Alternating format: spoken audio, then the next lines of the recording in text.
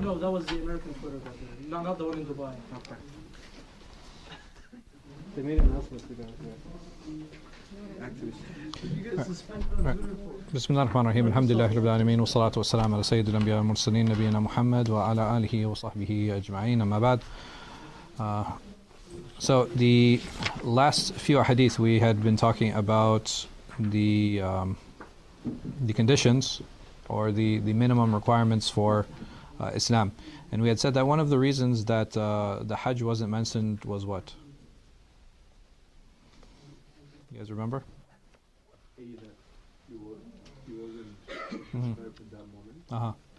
And we said the popular opinion of Imam Khattabi, we had mentioned that the Fadilat of Ramadan, the obligation of Ramadan was which year of Hijrah? Do you guys remember? The second year. Ahsant. And in Hajj was obligated which year? The sixth year, yeah. Interesting, who was the first delegation to lead Hajj or to make Hajj after its obligation? Do you guys know? Abu Bakr. Good. He actually made it in the 8th year, and then the following year, he sallallahu alayhi wasallam, he made the Hajj. Some scholars say that he didn't make it the first year because, do you guys know the reasoning? There were still mushrikeen in Mecca. They hadn't left up until that point. The obligation for them to leave came later. So even today, can non-Muslims live in Mecca? You guess not. Okay. And in Medina? Medina? Yes. Yeah. So, because there's no order that came. There's no order that came for Mecca. The order only came for, there's no order that came for Medina. There's only order that came for Mecca, which is why, for those of you that have made Hajj or Umrah before, what do you see before you get into? I mean, you see it in Medina too, but before you get into Mecca, have you guys seen the signs? Like, there's a non-Muslim exit. There's a non-Muslim exit, and then everybody else has to go. They also jailed the Israeli journalist who tried to make it recently. You heard of Yeah, I mean, saying that, is there? Can non-Muslims get into Mecca? Of course. In secret, yes. Yeah, secretly they do. Who built all that stuff? Yeah, well, I mean, I'm talking about after the prohibition came. Yeah. So after the prohibition came, they mashallah. Oh, The Chinese? No, mashallah, they became Muslim like as soon as they can enter the Hajj. Like all of them. Really? It was amazing. Wow. It was amazing, $1.5 billion. and not coincidental. It was just amazing, mashallah, miracle. Inshallah, I hope they're sincere. And the other thing that we had talked about is the order in which Mu'adh radiallahu anh was given by the Prophet Muhammad sallallahu alayhi wasallam to call the people to Islam. And what are some of the benefits that we took away from that?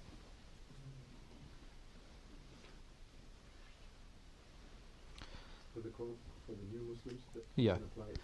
Right. This can apply similarly to the new Muslims, meaning that the first thing that we call the people to is what? To Tawheed, right? Which type? So the first thing we do is we call people to Tawheed, and then we call them to what? No, Shahada is the first thing, of course. Then we call them to? How we call them to prayer, and then we call them to Zakat, and we go through the rest of the obligations as such. And we had said that to what extent and how much do I need to know as a Muslim? And we had discussed a little bit of this last time too. Like, how much do I need to know? Or is it possible for me to know or to learn everything about, well, I can learn a lot about these things, but at what point or how much should I know as a Muslim? And we had said that we boiled this down into what? Obligation. Sure, obligations, and we said, how do we define those obligations within the prayer? Right? They're not. Are they all agreed upon in the madhab? You said like follow like a sheikh. Right. So that's the best thing to do, and we'll find even with the Prophet Muhammad sallallahu alaihi wasallam in other hadith where he prohibited the Bedouins from going back into the desert. He says, like, don't go back to a Bedouin lifestyle after you live in a metropolitan lifestyle. Why is that? I'm sorry? Make what difficult? I mean, they're Bedouins. It's not like they're not used to the lifestyle, right? Right, going from oasis to oasis, like they're traveling people. So it's not It's not like he sallallahu alaihi wasallam is telling them like, oh, go do something difficult, because it's something that they're already used to. And even Islam, or what do you guys think about the statement that Islam is a metropolitan religion? Or a cosmopolitan religion, I'm sorry. What do you guys think about that statement? Yeah. Do you agree? Do you disagree? Do you not know what cosmopolitan is? Can you Sure, define it? no problem. Okay. Cosmopolitan is basically a communal religion. It encourages people to gather.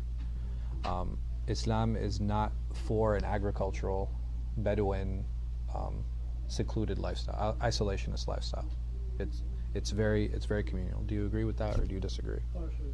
It supports it, but it includes even those who Sure. So there's definitely a push toward what? cosmopolitan. Right, like toward community. Does it allow people to live on their own? Yeah, it does, right? There's definitely allowance for that. But saying that, there are two things in general that Muslims should always try to do: connect with a community, and they should always try to connect with, right, a scholar. And scholar, it's a bit of a charged term that sometimes we hear from different people. What does a scholar mean, or who is a scholar, to me or to you?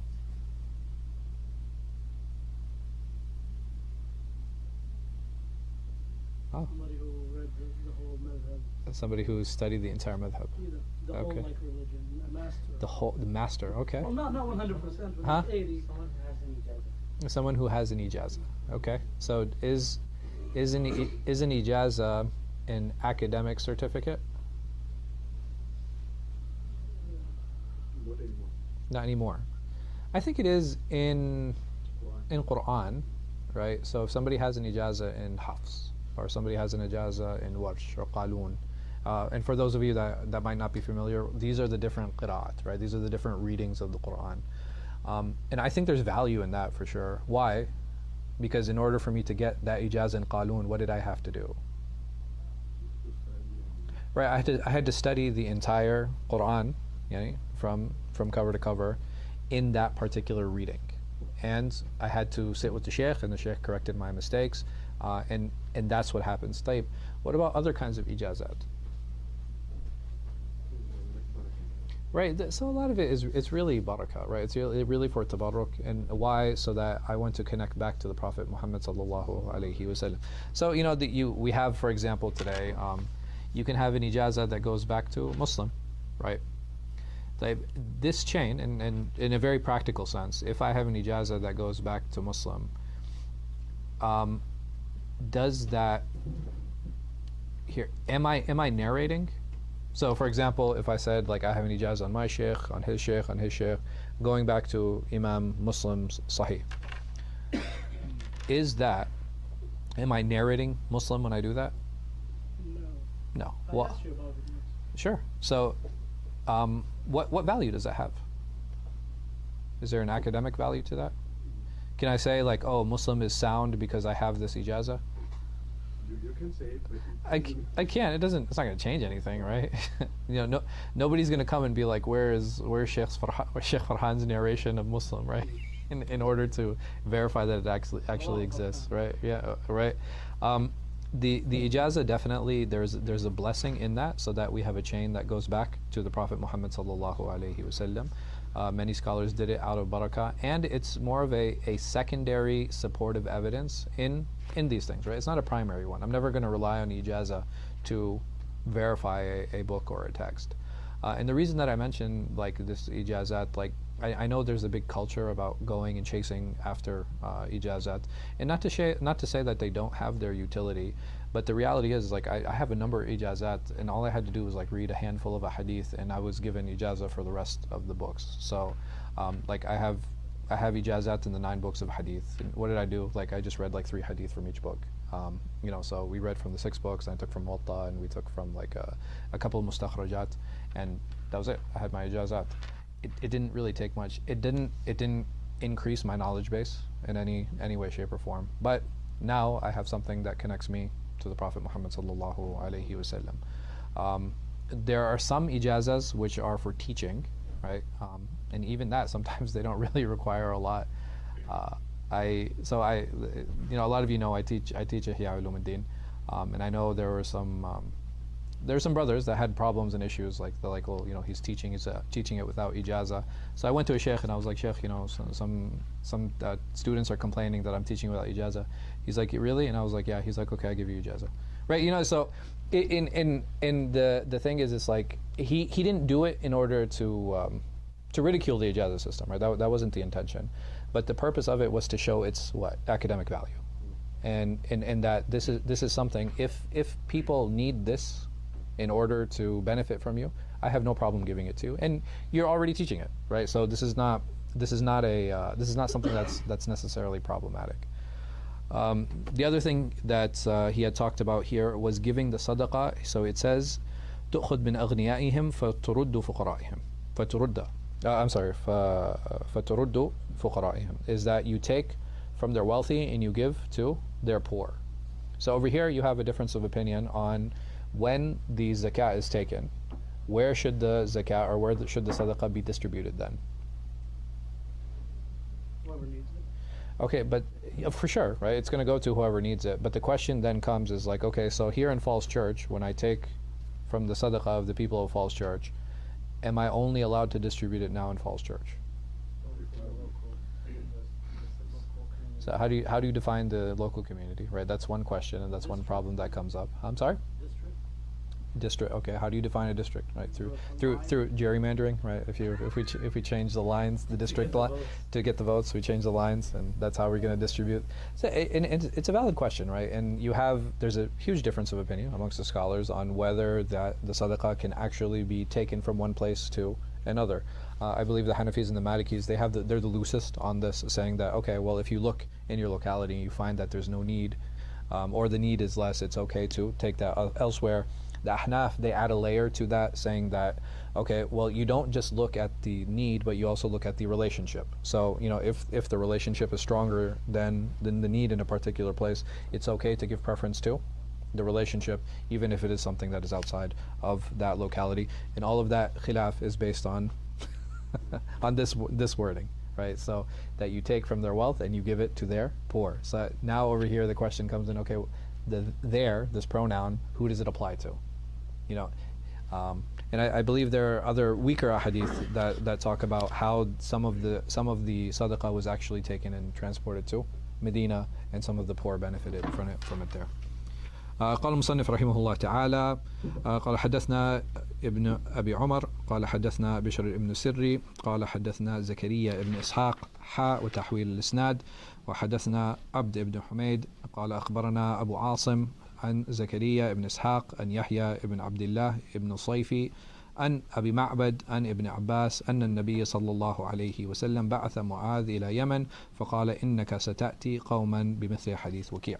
So this hadith again is just to fortify the previous chains and the previous story, and kind of corroborate what that story was. One of the benefits here that is highlighted is the beginning of the hadith. And this beginning of the hadith, when you mention the beginning of the hadith, this is called the taraf. Yeah, so the taraf of the hadith is the beginning.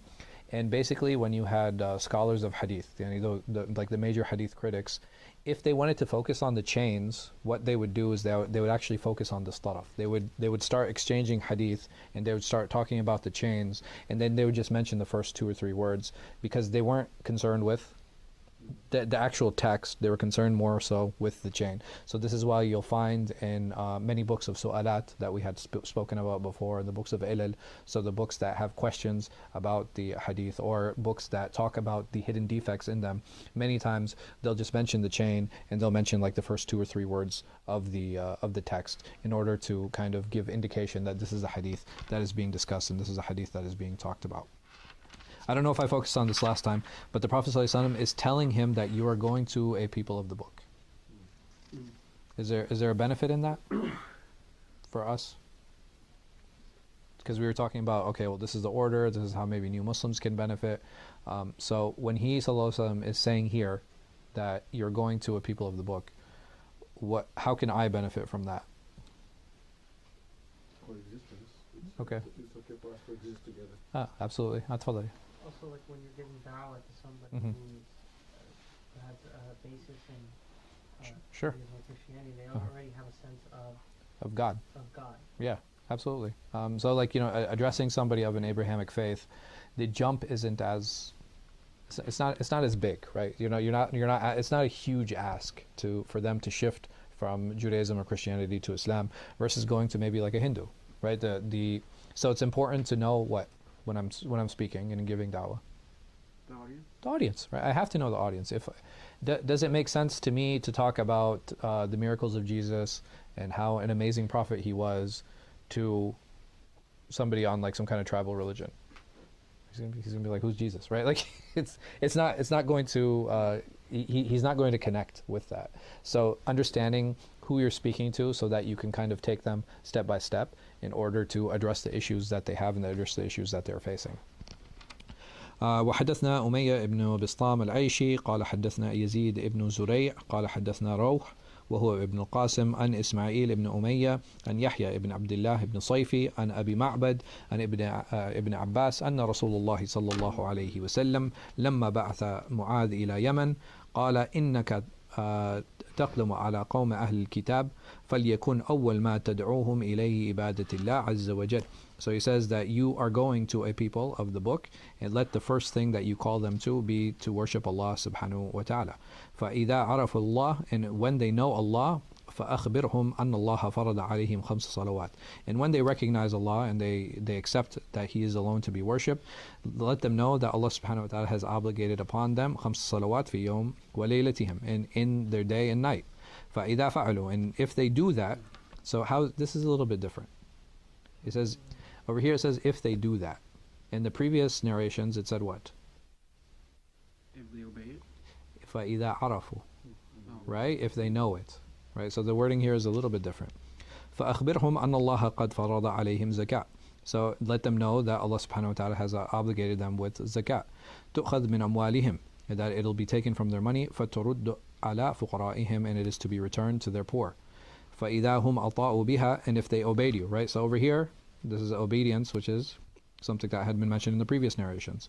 فَخُذْ مِنْهُمْ وَاتَّوَقَّ وَاتَّقِي كِرَائِمْ أَمْوَالِهِمْ, and take this wealth from them and be wary of the best of their wealth. I think we had touched on this previously. So here the Prophet ﷺ is saying, be wary of the best of their wealth. What does that mean?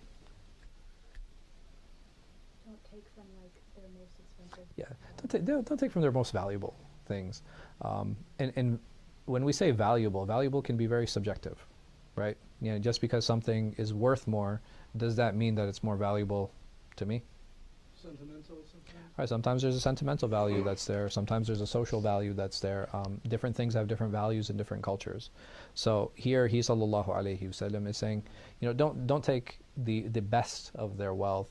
Why? Well, if you have to give sadaqah on it, why not take the best? Shouldn't we help them cut their ties from the dunya?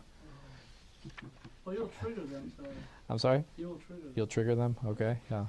It's interesting to see all this hubbub with the IRS, like in general, the society. Like, this is a good advice. Like, be careful when taking people's wealth that don't. Why? What happens? Well, they get mad. They get mad. They're very mad. They get upset. They get upset to the point where They reject the whole thing. they're pushing now their politicians to ban the IRS, right? Really? Yeah. So I it's support them. it's past the House. Really? Yeah, it's What's like it called? yeah. No, it was to undo the 87,000. Yeah, it was to undo the 87,000 What is it called? agents. I don't know. Also, I'm sorry? the idea that the IRS has an internet with the حقوق يحققون من Yeah. And if you don't have the choice to Mhm. give them. If it's taken from me, do I have the choice at that point? Yeah. It's like I think me and Uthman were talking about this. A person who is poor, can he claim to be a zahid? Can he claim to be abstinent and like away from the dunya? Not much. No. Why? He doesn't have He doesn't have a choice, right?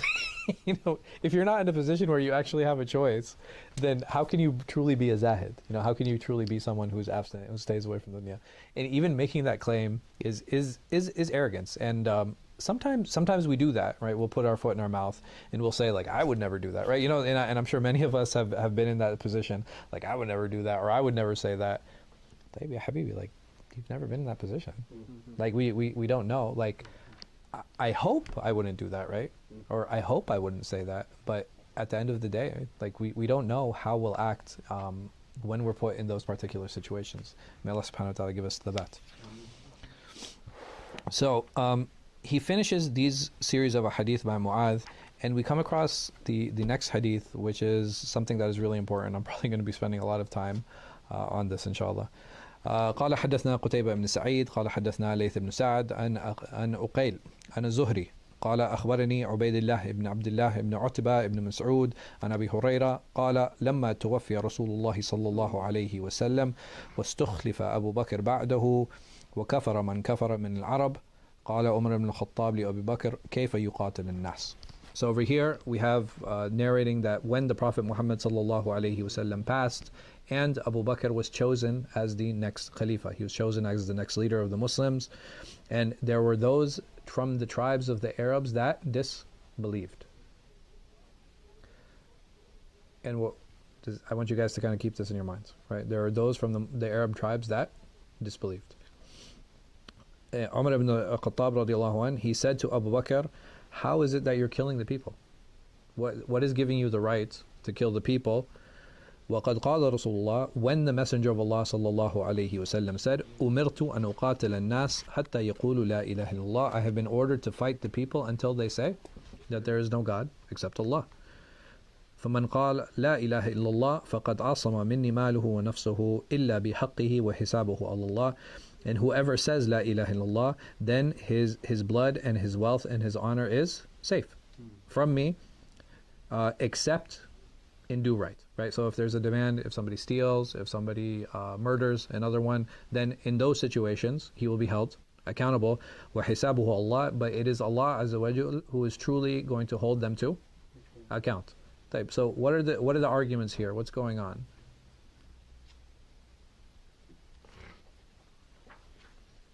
Or should I finish? Should I read Abu Bakr's response? Yeah. Okay. فقال Abu Bakr. Abu Bakr said, Wallahi, he said, I swear by Allah, لَأُقَاتِلَنَّ مَنْ فَرَّقَ بَيْنَ الصَّلَاةِ وَالزَّكَاةِ, that I will fight the one who separates between the prayer and the zakat, and the alms.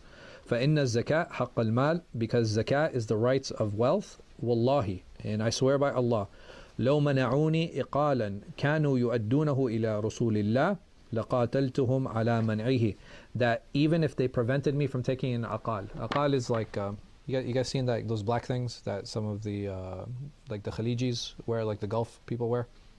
So what they used to actually do with it is, in order for me to stop my camel, all I have to do is prevent its knee from bending, right, and then it can't walk.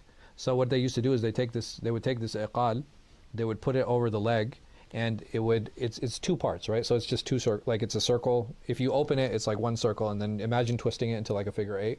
So if you open it like this and you just put it on the leg gets locked. And when one leg is locked, what happens? Right? It can't move around. It can't escape. That's the original purpose? Yeah, that's the original purpose. And then when they weren't using it, where did they put it? Their head. They put it back on their head, right?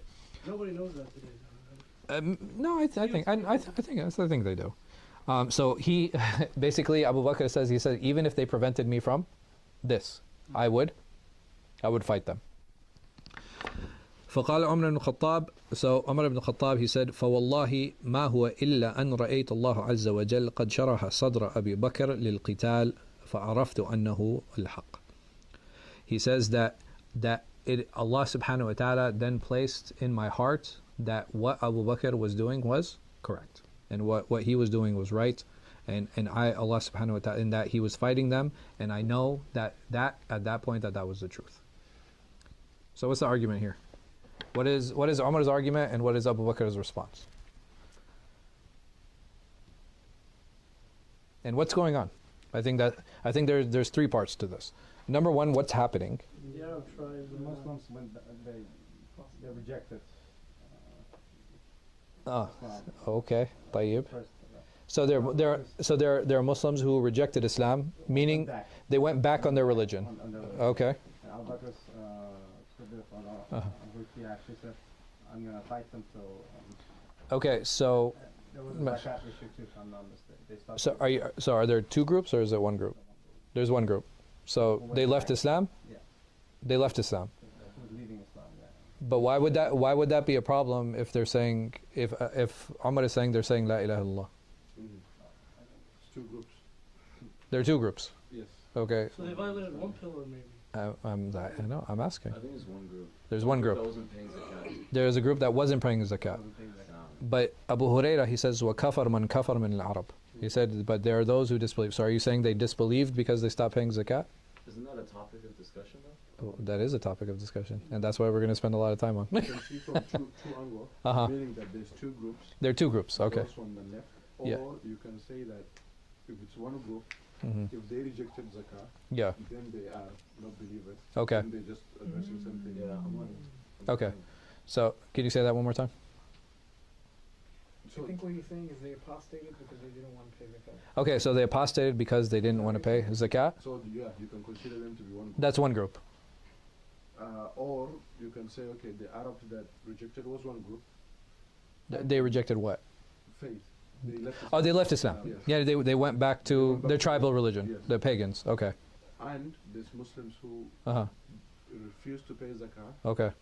and so we can wage war against them. That can be discriminated. Okay. So we're fighting them because they're not paying the zakat. Yeah. Actually, okay.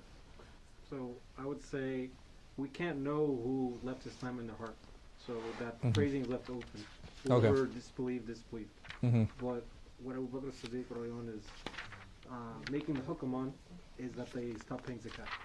Okay.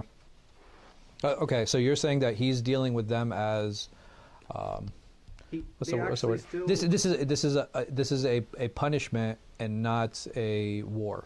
they're still Yeah. within the first half of the hadith of the Rasul Sallallahu Alaihi Wasallam that they said La ilaha illallah and they're safe. And he says this is the exception where it's the haqq al-man.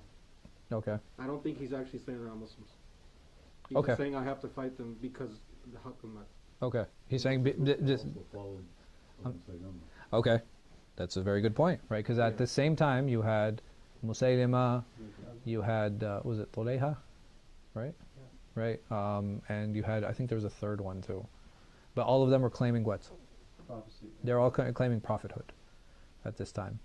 I think Tulayha was in Yemen, and then Musaylima was in Najd, right? So like Riyadh is in like the kind of like the center of Najd today, which is, it's just like a big plateau, right? So it's a big desert plateau. He was there, but if you actually look at this hadith, you guys are pretty close, right? Like this is it's actually, you guys took a pretty good understanding of what it is that's happening, and there are basically two wars that are happening. One is qital al-ridda, like, so those people who apostated, and those people who are apostated are the ones that went back to what? Yeah. Right, their pagan beliefs. After the Prophet Muhammad sallallahu alaihi wasallam died, they went back to their pagan beliefs. The second group was these bughat. So a baghi is somebody who is causing some type of civil unrest. And why are they justifying this?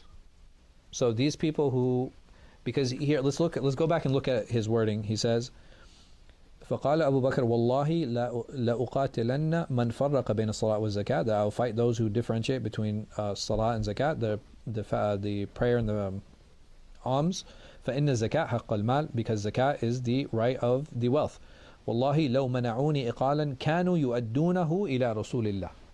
So even if they prevent me from an iqal that they used to give to the Prophet Muhammad sallallahu alaihi wasallam during his life, I will fight them. So what's going on here? These people, did they never give zakah? They used to, but they gave it to the Messenger sallallahu alaihi wasallam, and they refused to give it to. Why? Okay, it could be political reasons, for sure. What else? Stingy. Maybe they're just like fusaq. Maybe after the Prophet died, they felt maybe safe. Like, oh, he's gone. Oh, okay. Yeah. Mm. But it's not much though, right? It's not. No, it's not about the amount, right? Because here, Abu Bakr, does he care about the amount? Iqal, what value does it have? It's like worthless. Like it's almost worthless, right? You know, this the iqal that you put on your head doesn't have a lot of value. So for him, it wasn't an issue of amount. It was an issue of what? Of principle, right? It was an issue of principle. Ah, Oh, Take advantage, right? yes. You were going to say something? Yeah. Tfadal. In the hadith, he was saying that these people are separating between salah and zakat. Mhm. So maybe they're making. They're saying that now that Rasulullah sallallahu alaihi wasallam is not here, we can make our own judgments and we don't need this. Like, The structure. so they're rejecting it as a pillar. Yeah. Okay. So one of Abu Bakr's arguments is that, okay, well, just like salah is an obligation, also zakat is also an obligation, right? So this is why you can't differentiate between the two. So there are a few possibilities, right? There are a few possibilities here. It's very possible that they didn't see it was an obligation, and if they refuse the obligation of zakat, what is the ruling? Apostasy. Like, and if they saw that it was an obligation, but they didn't feel that they had to give it to Abu Bakr, they thought that this obligation was only for the Prophet Muhammad sallallahu alaihi wasallam, right? Because during the Prophet sallallahu alaihi wasallam's life, what was to be given to him anyway? The khums, right? The 1/5 of the war booty, right? 20% of the war booty had to go back to the Messenger of Allah sallallahu alaihi wasallam. So is it possible that they misunderstood, thinking that just like with the war booty, is it possible that the zakat also was something that was only meant to be for the Prophet Muhammad sallallahu alaihi wasallam, or did they just want to look for a reason not to give the zakat? That was more realistic. Right? That there's too many mental gymnastics to go through to have some kind of justification. Because had that been the case, had it been a misunderstanding, what would Abu Bakr have done? Go and explain it to him. He would explain it to him. Yeah. He's like, no, man, you guys are like totally misunderstanding the issue. So it wasn't an issue of misunderstanding, right? This is an issue of juhud, like they were actually working toward that. Fadal. But does it mean a lot that Umar ibn Khattab didn't presume that they were apostates and that we should kill them? Zain. So That's an excellent point, okay. right? Because Umar ibn Khattab, he's like, okay, but they still say La ilaha illallah. Saying that, if I say La ilaha illallah and I'm like, no, zakat is not an obligation. Violating the pillar. I don't know. I want to hear. Right, I violated pillar. Let's go. Let's see what the scholars had to say. Right, I think that's something that's really important to kind of give us context and help us understand what was happening. Because the reality is, no matter how much historical data we look at, we were not what. There? Weren't there. Like we weren't there. We weren't present. It's not like, okay, hey, what do you guys believe? You know what I mean? Like we can't have that conversation with them, which is why it's important to go back to scholarly works to help give us a context and understanding what happened. So I think we'll start with the Imam Al-Shafi'i. Of course. Of course. He's a Shafi'i supremacist. Rahimahullah wa radi an. He says, وَأَهْلُ الرِّدَّةِ بَعْدَ رَسُولِ اللَّهِ صَلَّى اللَّهِ عَلَيْهِ وسلم ضربان. He says, and the people who apostated were two types. منهم قوم كفروا بعد الإسلام, that those individuals who disbelieved after they had believed. مثل طليحة ومسيلمة العنسي وأصحابه, like just like طليحة and Musaylima, right? So these two false prophets, these are clear examples of people who left Islam after being Muslim. ومنهم قوم تمسكوا بالإسلام ومنعوا صدقات. He said, and those people who held on to the pillars of Islam but refused to give sadaqah. So فإن قال قائل, he said over here that these groups as a whole were known as Ahl Ridda, that these people were known as Ahl Ridda.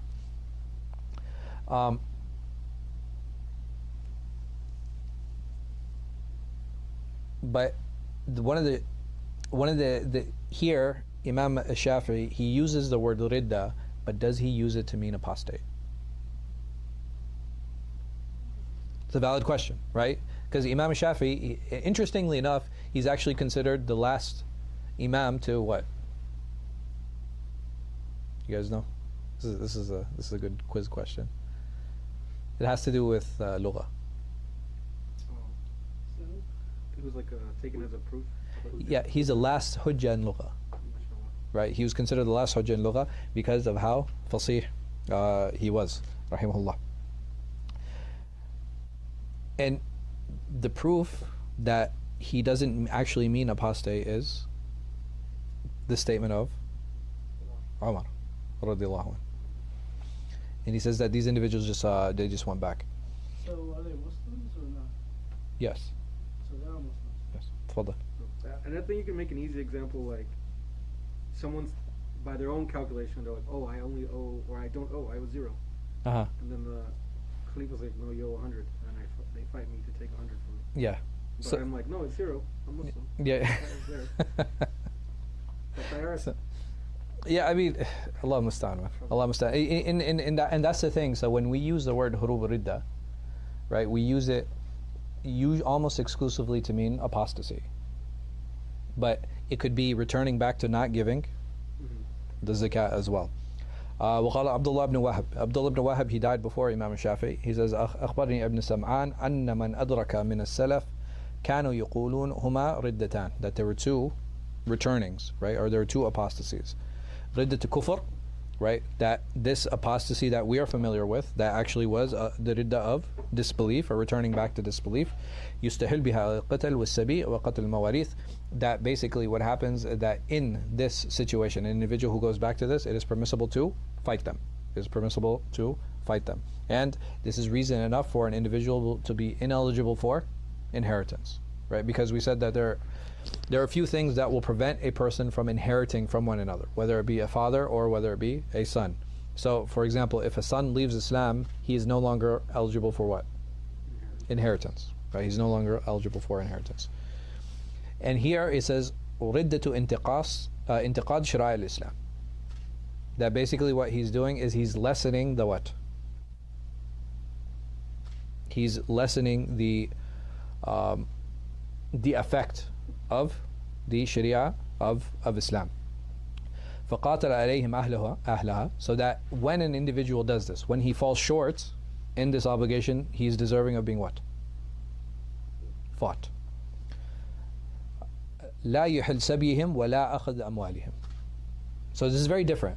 When the non-Muslims are fought, if non-Muslims are fought, it is permissible to do what at that point? Have war booty? It would be war booty, right? That is treated as ghanima. But when you're fighting these individuals, you can't do what? You cannot enslave them, nor can you take their Property. or you can't take their property. And this is what so this is Abdullah ibn Wahab. This is what he's saying. He says, وَهِيَ سِيرَةَ أَبِي بَكْرَ الصِّدِّيقِ فِي مِنْ ارْتَدَّ فِي زَمَانِهِ. And then he said, this is exactly how Abu Bakr as-Siddiq dealt with these individuals in his lifetime. That you have this one group, if he truly believed them to be true apostates, he would have what? Taken their wealth. He would have taken their wealth. But he didn't. وقال الإمام الخطابي. So Imam al-Khattabi, also Shafi'i, he comes later. ومما يجب تقديمه في هذا أن يعلم أن أهل الردة كانوا صنفين. He says that it's important to know that the people who came back, again, remember this is the linguistic meaning. The people who came back were two.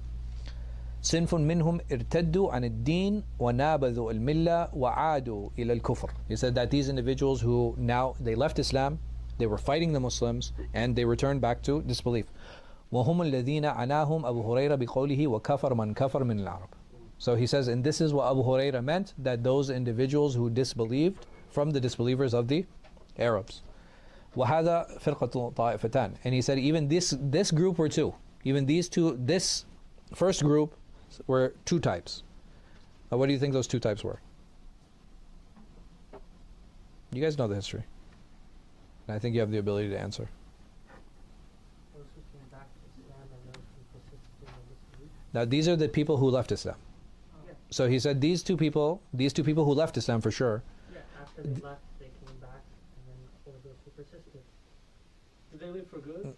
Yes. Okay, so one of them Yeah. maybe went back to be mushrikeen, Aywa, ahsant. and the other is just fought against Islam. No? Think of, These new guys. they followed these new prophets. SubhanAllah. Right, so these are the two groups that were considered, these were actual disbelievers. And what was the problem with them? Again, those who went back to pagan beliefs, or those who followed these new prophets. New prophets? Or? False prophets. No, false prophets, thank you. Jazakallah khair. وَصِنْفُ الْآخِرُ هُمَ الَّذِينَ فَرَّقُوا بَيْنَ الصَّلَاةِ وَالزَّكَاةِ. And he said, and there's the second group. Remember, he said that the Ridda were two groups. The first group, we said that these people actually disbelieved, right, and they left Islam, and that was two groups of people. One of them were the those who went back to pagans and those who believed these false prophets. In the second group, وَصِنْفُ الْآخِرِ هُمَ الَّذِينَ فَرَّقُوا بَيْنَ الصَّلَاةِ وَالزَّكَاةِ. These individuals who differentiated between the salah and the zakat. They differentiated between the prayer and the alms. فَأَقَرُّوا بِالصَّلَاةِ, and they believed in Islam. وَأَنْكَرُوا فَرْضَ الزَّكَاةِ وَوُجُوبَ أَدَائِهَا إِلَى الْإِمَامِ. So what was the problem here? They said that these individuals, they denied the prohibition of giving the zakat to the imam. Meaning that they were obligated before to give zakat to who? The Prophet Muhammad ﷺ. But after he ﷺ died, they didn't have to give the zakat. They didn't have to give zakat to who? To the leader and to the imam. طيب, does zakat have to be given to government bodies in order for it to count? Yeah, that was what I was No, this is it's a question. Can I do it myself? Depends who you ask and when. Depends on who you ask and when. Okay, طيب, clarify. If it's some fruits on my trees, I can give it to the poor, but other things. But no, we're talking about zakat. Yeah. So, fruits on your tree. Sometimes I believe Uh-huh. in the Malikiya, Yeah. if you're harvesting, you can distribute without having to give it to the To the imam. sultan. Maybe Yeah, it's or to the because imam. of Yeah. it will rot, maybe. But Well, also we have to find, like, many of the Malikiya, what happened? They didn't really have good relationships with with the government. Well, today it's not obligated. Even who's the imam now? Yeah, who's the imam now? What is He'll it? give it to you. Huh? Imran Khan. No, it's like so. Right, Biden. Allah mustan. Allah guide us, man. Trump is still my imam. Huh? Allahu Akbar. Iran is my new dawn. So, like, there's this issue of the relationship of the state with the people, Islamically, is something that's really important. So today, like, even the Prophet Muhammad ﷺ, he said that whoever dies without taking bay'ah, whoever dies without pledging allegiance to the leader, he dies what? You guys know? Hadith Muslim. I can't wait till we get there. Yani mayt al-jahiliyyah, that he dies a death of the time of ignorance. So we have some of these hadith that talk about these political implications. Yes? How do we understand? So how do we deal with that? How do we deal with these implications? Huh? You're triggering us. I'm triggering you? Allah mustan. It's like it makes sense why Hizb ut-Tahrir is like No, it's why they do the yearly bay'ah in like Dubai and stuff. oh, the yearly bay'ah in Dubai. Allah How mustan. many Muslim governments? At least 57. So which one do I? No, I mean that's the question. And that's what I'm asking you guys. So here the Prophet ﷺ said, like, whoever does not take bay'ah, right? Whoever does not make the pledge of allegiance dies the death of jahiliyyah. Well, maybe he might have his. He's clearly talking about himself, ﷺ, right? So not the after him. Right. So after him, even are there companions who delayed their bay'ah To the Rasul or the to the Khalifa, Oh, of course. The son who even didn't give. and some who didn't give it? Ahsan. Yeah. We don't have a Khalifa. Like right now, Yeah. we have states Sure. that if we were to give bay'ah to them, that would be Yeah. that'd be more in tune with Jahiliyyah Allah mustan. than to not give bay'ah. So, subhanAllah, there are a lot of the Muslim monarchies, they still have a bay'ah system in place. Right. They actually have the leaders of different areas and different tribes. They come forward and they take their pledge of allegiance to the king. So here, even in the United States, College? Electoral college is like I take my pledge of allegiance to electoral college, right? It's like, no, like we pledge allegiance to what? The flag? To the Constitution. We're a constitutional republic, blah blah. And so the thing is, what is the purpose of the pledge? Social order? Yeah, right. The idea behind it is social order. And number one is that when the Prophet ﷺ said this, was he specifically talking about himself? I think the companions understood it like that. Otherwise, they would be the first to do what? Every time there's a Khalifa. They would run, right? They would run to give bay'ah every single time. Some of them would delay, some of them didn't give it.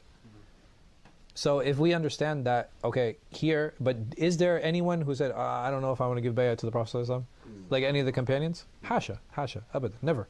Every single one of the companions gave bay'ah, gave their pledge of allegiance to the Prophet Muhammad sallallahu alaihi wasallam. You have some of the Sufi tariqah leaders. They use this hadith to take bay'ah, to take the pledge, but the thing is, here sallallahu alaihi wasallam, here he's talking about in a religious and or political capacity, right? It's not necessary that you do it in a spiritual capacity. Is there anything wrong with it if I take a pledge of allegiance to someone? No. In the US, I think There's no yes. issue. There's no issue. There's no issue. There's no issue. In There's the no problem. US? Yeah. Huh? In the US? In the U.S., so the thing is, you have these different silsilas, right? So the different tariqas, they have different sheikhs, and like you take bay'ah at the hand of your sheikh, right? You pledge allegiance to him that you're not going to, that you're going to follow Islam and you're going to stay away from major sins, etc., etc. And that idea of this promise that you have, with this person to Allah Subhanahu wa Taala, inherently there's nothing wrong with it. Inherently, Politically. no. Even Islamically, there's no issue with it. So it would be fine to not do it? Yeah, absolutely. Like I said, because we said that the obligation is to the Prophet Muhammad sallallahu alaihi wasallam. Is it possible that Allah subhanahu wa ta'ala obligates me to give it to like this sheikh? Does that does that make sense? So how does that look Yeah. like for later generations though to the Prophet sallallahu? Does that look just like by making the shahada? Yeah. Is that already like bay'ah to the Prophet? So I don't know. It's I see what you're saying. I don't know if I would call it like say that, because there's no direct pledge, right? There's a pledge. That pledge, taking the shahada, is a pledge to who? It's a pledge to Allah subhanahu wa ta'ala, huh? أهلا وسهلا. تفضل. Listen, do you think this is the biggest issue they're going to fight me on? Huh? Do you need witnesses for your shahada? And those witnesses would. Okay, so do I need witnesses for my shahada? From a ahkam perspective. But even from that, man, that's more for there's political purposes behind it, more so political, social purposes, more so than religious. Is it possible I believe without publicizing my faith? Yeah, right. No, we could be like, no, you didn't have witnesses. You got to do it again. Like, that's not. It doesn't make sense, right? Either because in my heart, either what?